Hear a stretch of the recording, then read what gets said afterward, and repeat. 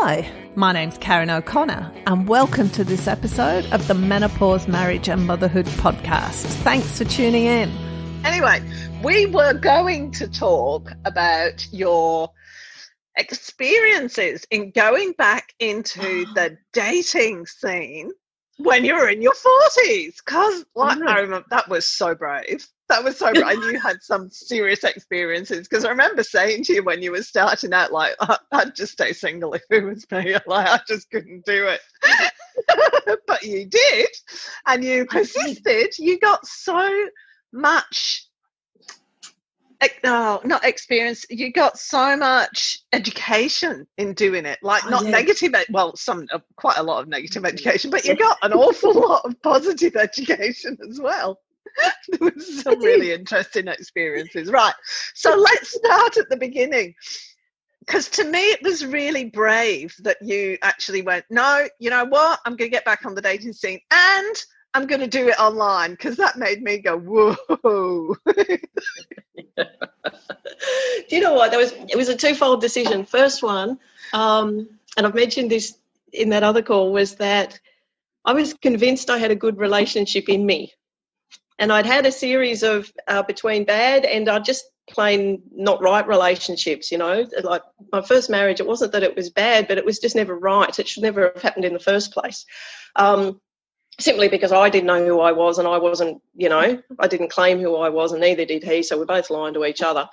And, you know, I figured I had a good one in me.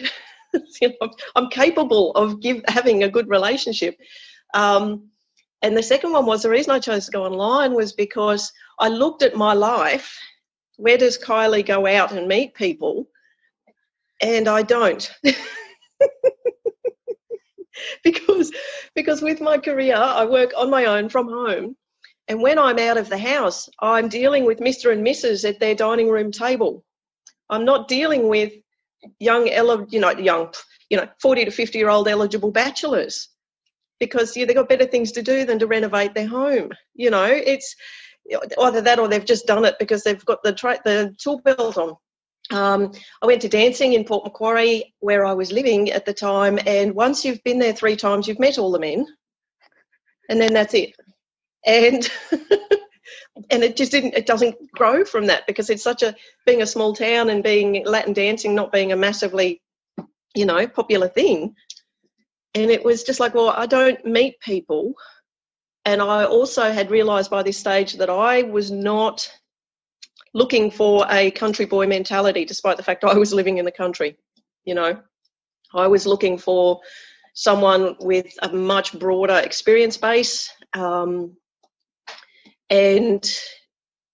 you know, so I realised I was looking for someone who tree changed out or someone who still lived in the city. So it was like, well, I can't meet either of those sorts of people in my current lifestyle, so I've got to do something different, so I'll go online.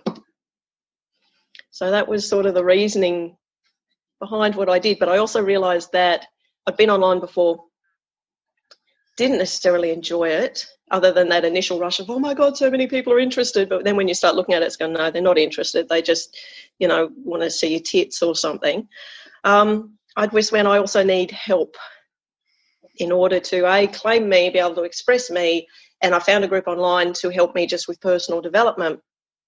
But then it turned out that the guy who ran this particular group that really resonated with me also did an online dating group to help women write profiles that reflected who they truly were, and then also how to vet profiles of men that you didn't want and how to deal with that. And then I had done previously a lot of learning on masculine, feminine energies, masculine, feminine communication and stuff like that, because I realised I've had 2 divorces and it wasn't all their fault. You know, there were 2 of us there, so I had to go, all right, well, I was there, so I obviously took part. So what am I doing wrong? So I'd done quite a bit of this work to go, all right, I realised my communication needed work, so I went and just self-studied that and practised on male friends and studied male friends and all that sort of stuff and ran things by them. So I did a lot of really proactive work to go, who am I? How do I express that? What do I need to work on for me that's potentially putting up barriers to me having a lovely open relationship. So I had to do a lot of work like that before I even got to online dating. And then, having this male mentor who you could get online and go, blah, blah, blah, blah, blah, this, and he'd just go, no, don't even bother responding. That man is not worth your time. If he can't do A, B, C, and D, he is not worth your time. You're too high value. Don't worry about it. So it was, I had a lot of support to go back out there. I didn't do it alone. That's really interesting, though. How long were you, so a couple of things I want to talk about that. How long were you doing the online dating stuff before you found this guy, and what were your experiences there? And the second thing was, what made you want to look at the masculine feminine energies? I'll start with the second one. The masculine feminine energies was something that another girlfriend of mine, she was into all of that sort of stuff, and she'd done counselling and all those sorts of things. So she was, after my second marriage ended, we spent a lot of time together as friends, but, she was sort of, how teachers teach and counsellors counsel. So she did a lot of counselling at me while hanging out as friends. And she just went, look, are you aware that you have a huge amount of masculine energy? And I'm like, what? And she's like, look, she goes, you're not masculine at core. She said, but you front with masculine energy. She goes, read these books. And so I went off and read these books, and I was like, oh my God, I do. A lot of my behaviour is because I can be very cerebral. I approach, at that point I was approaching life almost exclusively from the brain and not from the heart. And I was completely locked down to vulnerability and all of this sort of stuff. And so that just made me go, well, hang on, and then in reading these books, I suddenly realised that you can only have one alpha in the relationship, and it had been me. And that's why I was, there was, as you know, many, many layers of a relationship, but I was constantly frustrated in that I was the one making the decisions. I was the one having to drive goals forward. I was the one doing all of that. And what I wanted was a partnership. And so for my first marriage, I would sit back and wait for my husband to join me or initiate, and he never would. So nothing happened for 11 years because I'd go, I've got this idea and I want to do. And then he'd go, yeah. And nothing would happen unless I drove it through. And if I did, he would constantly resent me. And in the second one, it was a bit different. I was a bit more aware that I didn't want to drive it through, but that was the one that was, a really messy relationship. And so when I read this stuff, I was just like, oh, there's so much here I need to learn. So and then I had, I dated a guy for a little while who was right into that as well. And so he was invaluable in that he still needed a mother/counsellor/manager. But I was able to recognise my behaviour and recognise his really clearly, because he spoke the language that was meant to have been a conscious, evolved male, but didn't have the action. So all of a sudden I was going, right, this is what's going on, and I could watch my reactions to it. And so it sort of just led from there, and I just did more reading, and I started really watching my male friendships and how I interacted with them, and I started practicing more softer feminine behaviour, and instantly the men around me would change their behaviour. So it was just like, oh, right, this is, when I work in the construction industry, as you know, because you've worked in it too. There are times when it's really handy to walk in and man speak at people, because it's just like, right, I need this, and this, and how's that going to happen? But that's not how your lover and partner at home needs you to speak, unless you're the one in charge, So it was just like, oh, right. And then what was the second question? Oh, how long was I doing it? So I'd done the masculine feminine stuff for probably about 4.5 years before I went back on. And in between, I dated this guy for a bit and I dabbled online. But before I went on seriously and got the mentor and all of that sort of stuff, it was about 4.5 years before, maybe 3.5 before I went back on, 3.5, 4 years before I went right, and I targeted the experience. So it was like this mentor, his name was Graham, he said, look, use your cerebral power to set up the profile, because you've got to write a profile that men can hear. So you don't write the profile in your girl speak, you write the profile in man speak, so that you're writing something a man can hear, as opposed to something your girlfriends thinks reads really nicely and they want to hang out with you. So you've got to get that different, he said. But then once you're communicating, you've got to sit back in that feminine energy if you want this type of male, and you also have to work out what type of masculine you're actually looking for.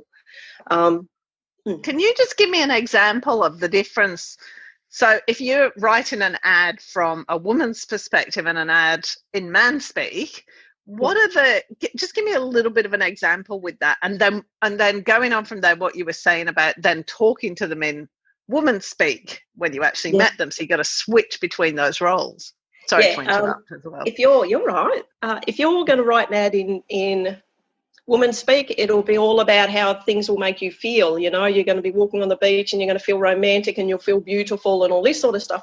For the guy, it's about the practical aspect in terms of you will get from A to B and you'll get this meal at the end of it.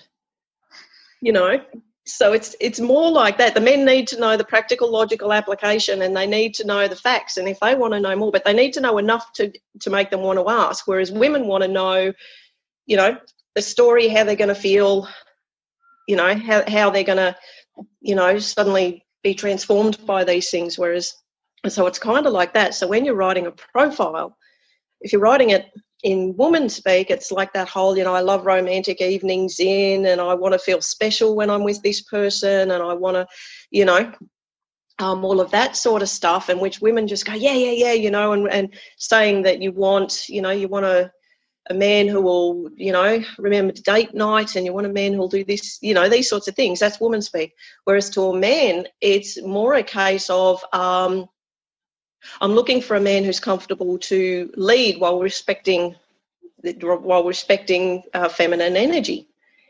You know, so you need to boost their ego a little bit for the man to go, oh, I can be the hero, you know, whereas opposed to going, this is how the girl's going to feel. So men want to know that they're respected. They want to know that, you know, that they can be the hero, but they also want to know where the boundaries are. So they want to know very clearly where the boundaries are. They don't particularly want the happy ever after at this point. They want to know you're interested in dating and stuff like that, but they want to know very clearly where boundaries are. And so it's things like, you know, I'm not interested in someone who smokes, you know, and instead of just going, smoker's not allowed, you just go, look, I lead a really healthy lifestyle, so I you know, please don't apply if you're a smoker. As opposed, you know, so it's like that. Instead of putting up walls, it's just like, here's my boundary. Be gentle with your boundary, but be very firm about it, you know. And so, yeah, it was about and making yourself stand out. You needed to make yourself stand out. And I don't mean by having lots of makeup on and doing duck face and a cleavage, because straight away you're going to get a man who wants someone superficial and is only looking at your boobs. What you want is someone who will look at the picture, see who you really are in those pictures. And that's not you with your kids, because basically instantly you've advertised mama bear. There's no room for a man in there. You don't want you with your girlfriends, because there's, you know, all of a sudden he's competing for your attention, but you want you in real life situations without boobs and duck face. And so that, you know, things like that. We put the gorgeous photos on for the women.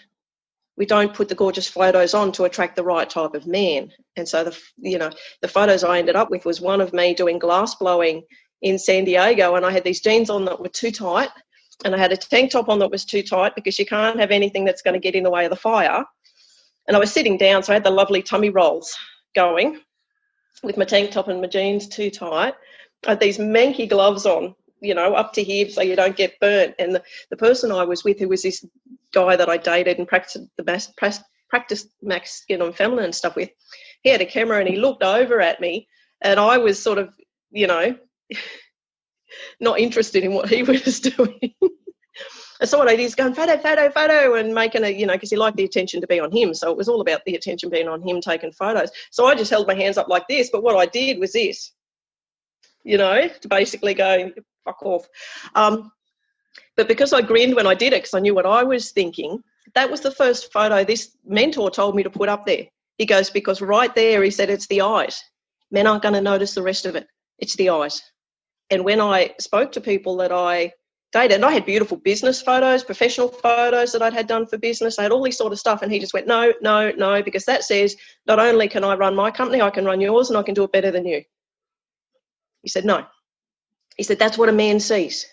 Subconsciously, when a man sees a businesswoman all done up, even though I'm quite alternative, as you know, what they see is a woman who is taking charge.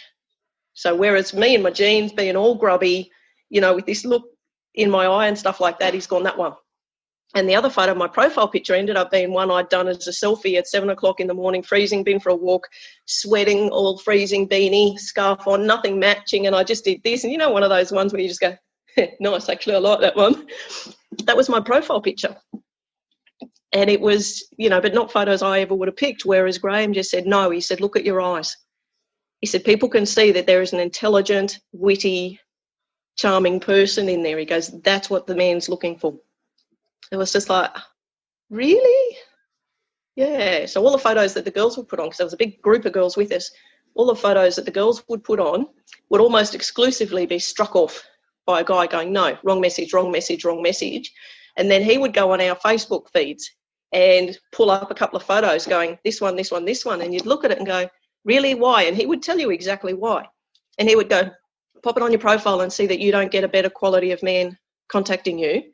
And every single time for all of us, the minute we changed those photos and we changed how our profile was written to reflect a bit more about what's unique about us, to reflect a bit more of that I'm selling to a man, so to speak. That sounds really harsh, but that's my cerebral approach to it, you know.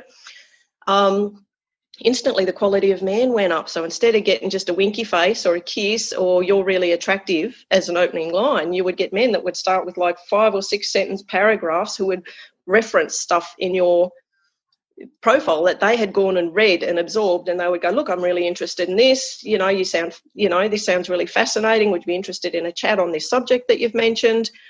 Completely different quality of man. And when you look at their profile, the ones who'd initially contacted with the first ones where I had business and I had girls, you know, I've written in girls speak because I tend to be masculine energy out here, not on paper.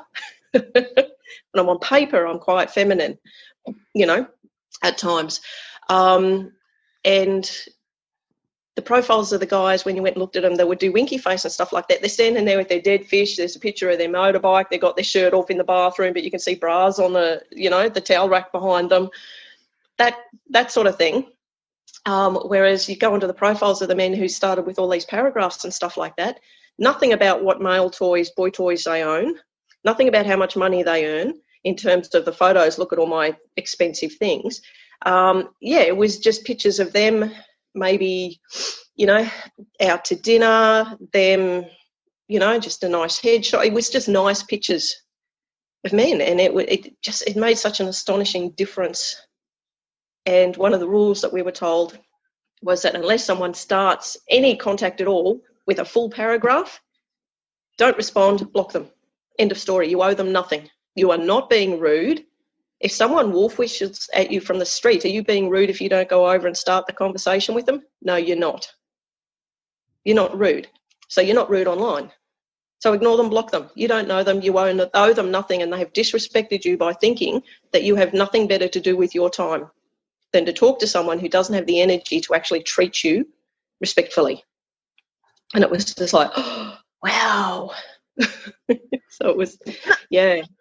I think that comment about the difference between guys who just write a single sentence and a guy who will write 5 or 6 sentences, that's a really interesting point. One thing again, it's an understanding of how men's minds work.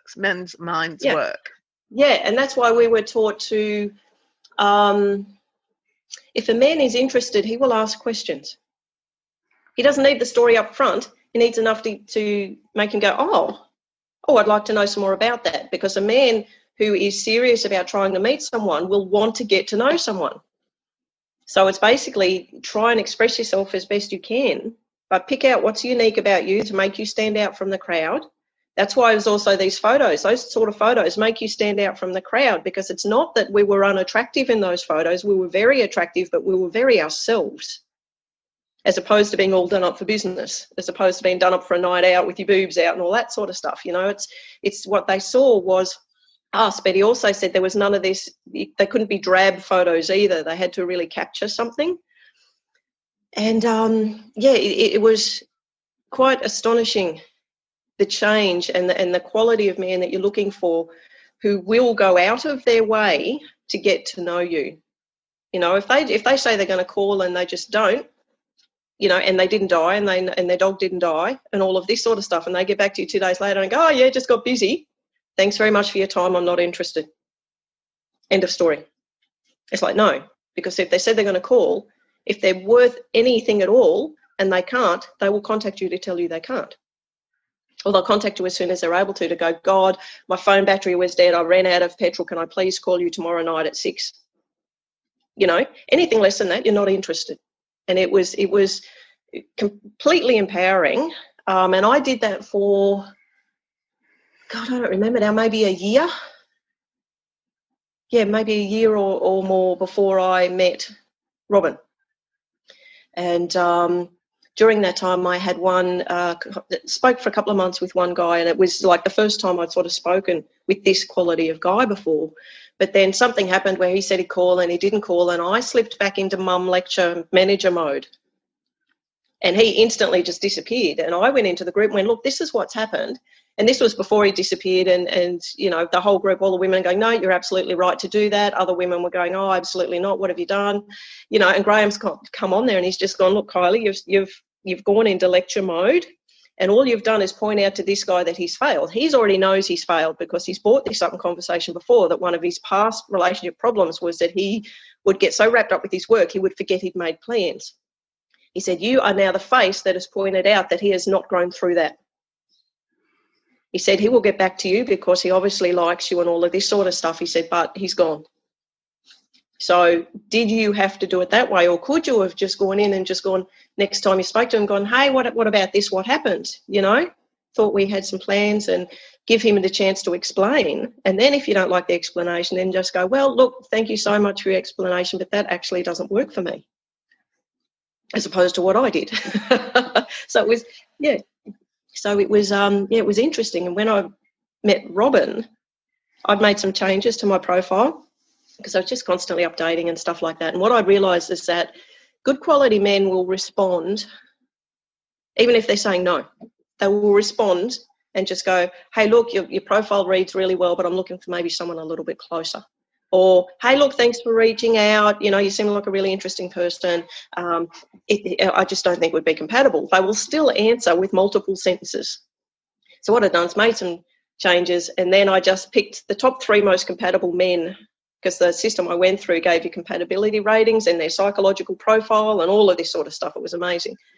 I just picked the top 3, didn't check where they lived, because I just thought, no, I'm just checking how my profile's reading. I just flicked it off to them. 2 of them got back to me straight away and just went, wow, look, you seem like a really lovely person, but I'm looking for someone closer, because they were both in Sydney. Third one was Robin. He got back to me and goes, wow, look, thank you so much for reaching out. You seem really interesting. I was fascinated by this in your profile, and I found this bit really funny, and all this sort of stuff. Asked me how I was going, and then just said, look, but it's a long way for us to catch up for a coffee. And I've just gone, oh, where is he? Found out he was in Melbourne and I was on the east coast of, in New South Wales. So it was only then, and then all of a sudden I've gone, the distance, and I wasn't even, I'd read his profile, I'd read like I'd written it for me, sort of thing, and I read his answer and stuff like that, and I was like, oh, that's interesting. His response was immediately different. That I just fired back a real smart-ass response going, oh, Melbourne, all this sort of stuff. So I just came straight back and went, look, I understand it's like 3.5 days or 3 days and 4 hours or all still this. I'll meet you at this cafe. And I looked up a cafe that was in his suburb. And so I named the cafe in his suburb and just went, right, I'll meet you here at 3 days, 2 hours, all this sort of stuff. I'm leaving now. Just being a smart-ass. And he just thought I was hilarious. It just sort of grew from there, but instantly he did exactly what we were told to look for, in that he referenced multiple parts of my profile. He had obviously read, all of it.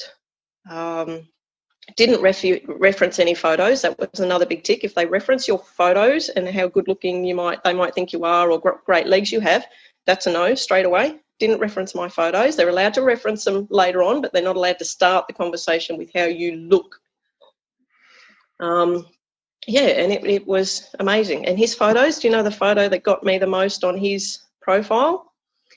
Was a full body shot of him in a Pooh Bear onesie on a soccer pitch wearing soccer boots And he had the biggest grin on his face, you know, that you've ever seen. And it was just like, here is a man having the time of his life in a onesie outdoors.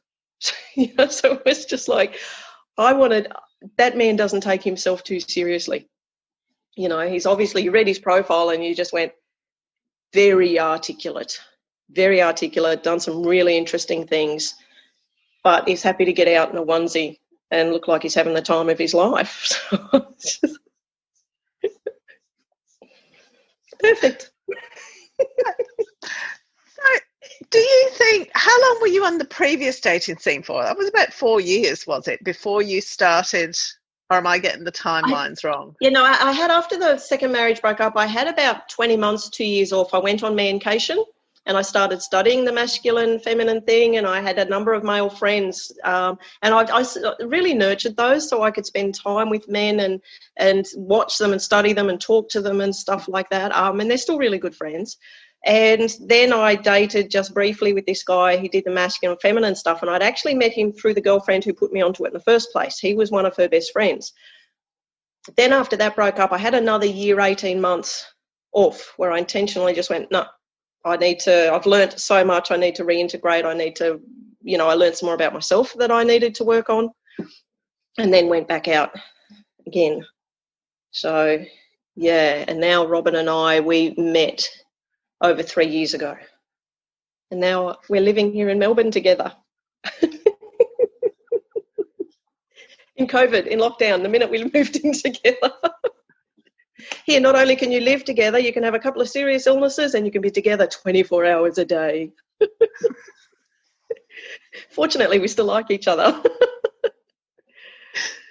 So all in all, like when you look at it from that perspective, you didn't have that much of a problem in finding a partner, did you? Once you'd really got clear on how to do it and what you needed to do in order to get exactly what you want, really that only took about a year of practice and tweaking.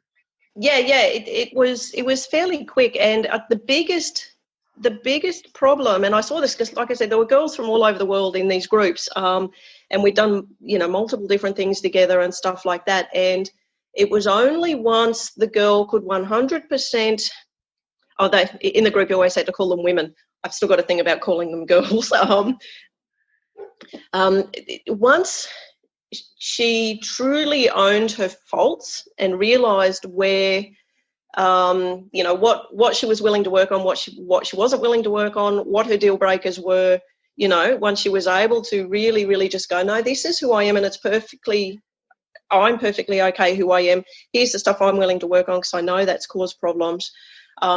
And once they got to a point of being 100% happy to be on their own, because as long as you've got that, I have to find someone, I'm getting too old, I don't want to be alone, your energy alone will attract someone who's going to either take advantage of that or someone who needs a mum, because you're going to cling and control things.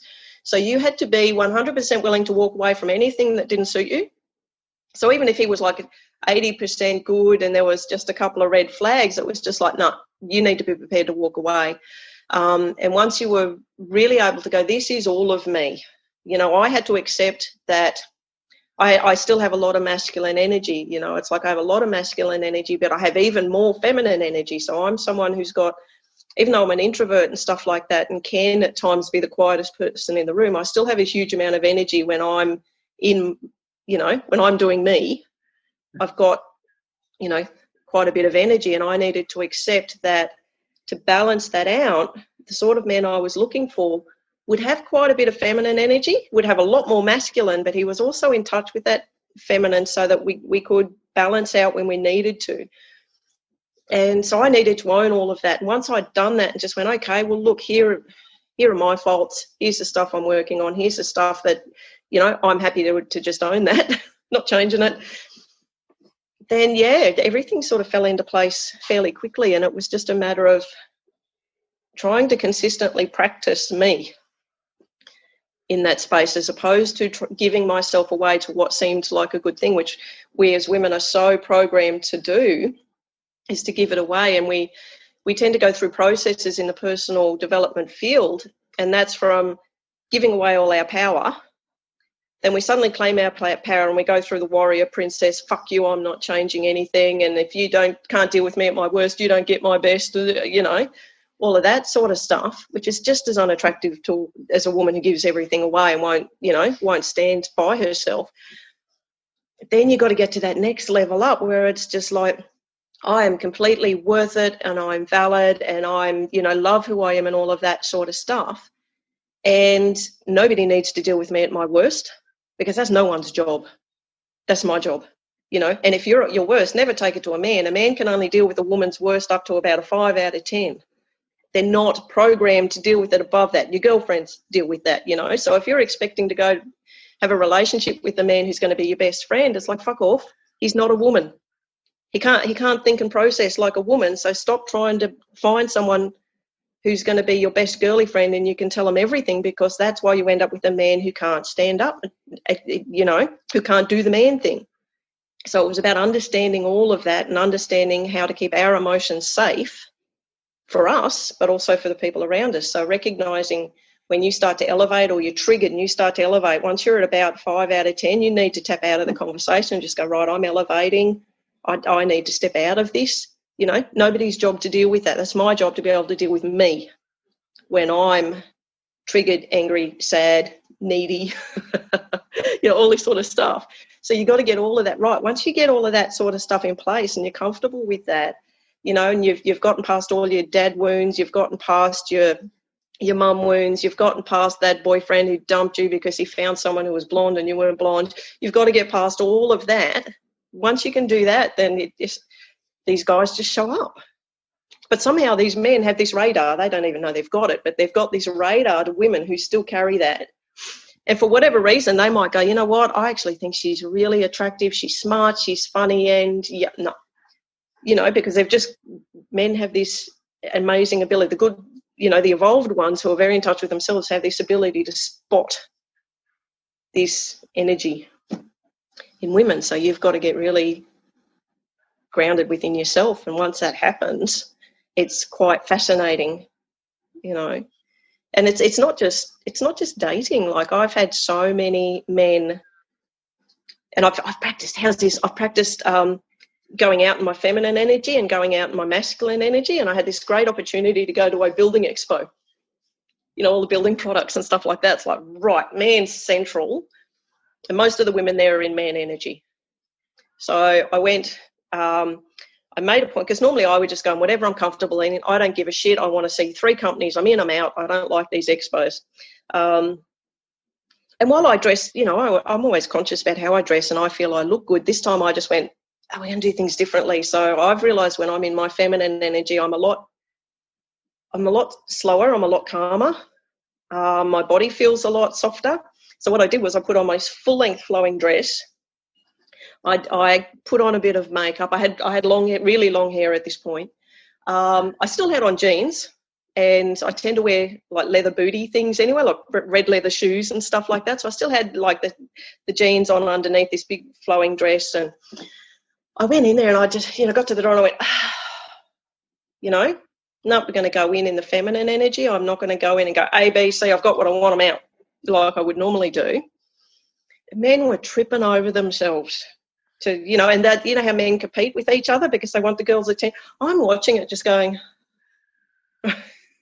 how fascinating. Because some of you guys I actually know, and you don't do this around me normally. But because my energy had shifted, their energy completely shifted. And it was just, yeah, so now I'm quite conscious. I've done it when I've had to have really, really firm conversations with an ex-business partner where I was being taken advantage of. And I went in and I sat right back into the feminine energy. And when he would start to bluster, a bit of a misogynist and stuff, when he would start to bluster and stuff like that, I just go, no, you know, that's not right. This is what happened. And he'd go, oh, you know, I wouldn't argue with him. I just go, no, you know, that's not right. This is what actually happened. I was there. And he did, you know, and in the end, he ended up sort of blowing himself out and he came down, whereas previously he would just keep blowing and blowing and blowing and thinking he was dominating me. When I just sat right back and I stayed completely physically, energetically unengaged, I just dealt with, you know, it was fascinating. I find it really interesting. And the thing is remembering to try and do it, because my default is to be cerebral. So it's a matter of just going, all right, when is that working for me? When is that not working for me? And particularly when I'm with my partner, there are times when, like we're building a house, this is my industry. This is what I